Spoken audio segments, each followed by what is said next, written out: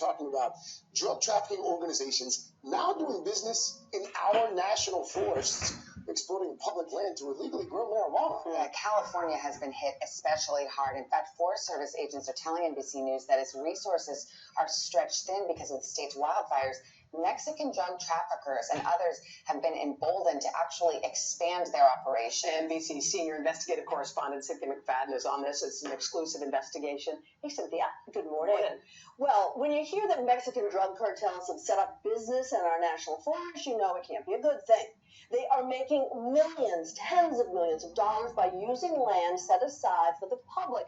But the far-ranging consequences are worse than you might even imagine. Not only are they poisoning wildlife and stealing millions of gallons of water, they've been ground zero for some of California's devastating fires. Here in Southern California, the U.S. Forest Service is tackling a problem so alarming, they want the public to see what they're up against.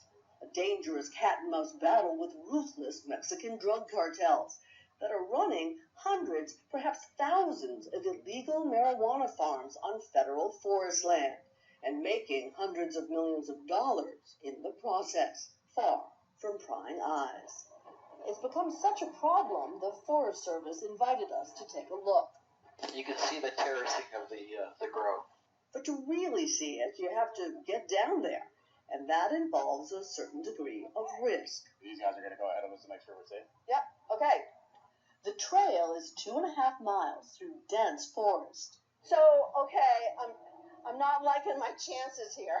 The first 500 feet, straight down. Everyone else here is a pro, like Dr. Murad Gabriel, a wildlife biologist for the Forest Service. His team's mission is to locate, bust, and clean up these illegal groves. So what do we got here? An old cooler, and then here is the oil and gas that they use. He says for years now, the cartels have siphoned off precious public water, poisoned wildlife, and wreaked environmental havoc, mostly unhindered. It's right up the straw was 1.8 million gallons of water that was poached from it. For just this one grove. And this is in a state that already has a water problem. Absolutely. We finally come to a grow site that the Forest Service raided a month ago. So this is the camp, huh? It's pretty much a tunnel of trash. Littered with toxic pesticides, many illegal in the U.S.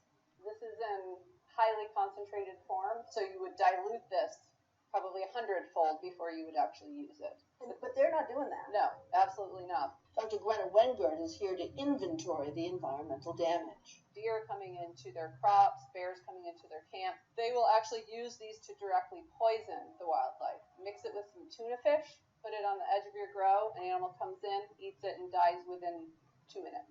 In fact, the amount of pesticides found at just this site are potent enough to kill dozens of people. These are some of the most toxic chemicals you could ever use on crops. Another concern, the pesticides don't stay put. This is sandy soil. The next heavy precipitation event is just going to slough all this off into the San Juan Creek. Over 50% of California's water originates on national forest lands. So this site is supporting municipalities where people drink their water. Which makes it even more urgent that sites like this be shut down and cleaned up. But can they be? We have the will as an agency to do this day in, day out, every day. What they don't have is money.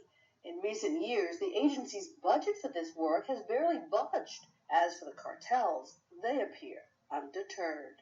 One drug trafficking organization can invest, let's say, $250,000, $500,000 into one grow, and then pull out a 200 to 300% net gain from that. So if they lose a few of them along the way, it's a cost of doing business.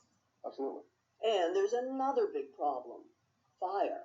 We've seen cook stoves. We've seen all of these chemicals which are highly flammable. Basically, during the summer season, this is a tinderblock. Like last year, the deadly Dolan fire in Big Sur started at an illegal grow site, one of at least a dozen forest fires linked to sites like these since 2009. The Dolan fire last year, it burned through an iconic international landscape, Big Sur. It killed 11 endangered condors. It overran firefighters. I mean, it's just a nightmare. Rich McIntyre runs the Crop Project, a not-for-profit fighting to keep illegal marijuana grows off public lands. There's one law enforcement officer for every 250,000 acres in California.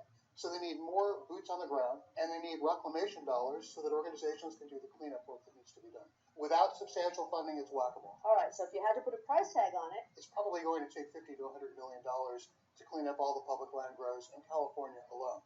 McIntyre and others are pushing Congress to appropriate at least that much over the next 5 to 8 years. We are one campfire, one drop cigarette, one getaway fire in a trespass grow away from a landscape fire that could burn 1 million acres. And when that happens, we lose that public resource for an entire generation.